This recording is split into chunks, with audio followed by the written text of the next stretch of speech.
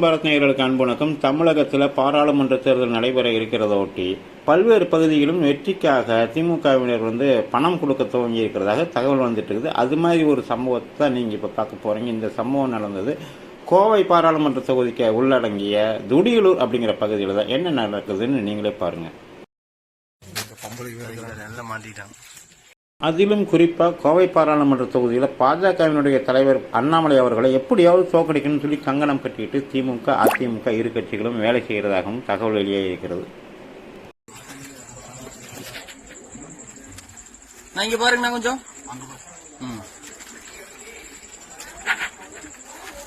இப்போ இவர் சம்பத்தனா கோவை சம்பத்தை இவரு இருந்தாங்க. சரி சரி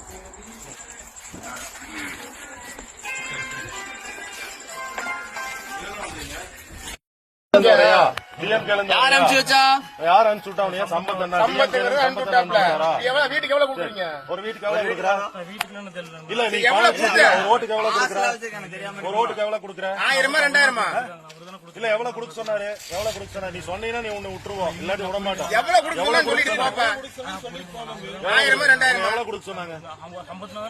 எவ்வளவு கொடுக்க சொன்னாங்க? அதான் எவ்வளவு கொடுக்கணும் தம்பி? போலீஸ் வருவாங்க தம்பி. நீ சொல்லுங்க. போலீஸ்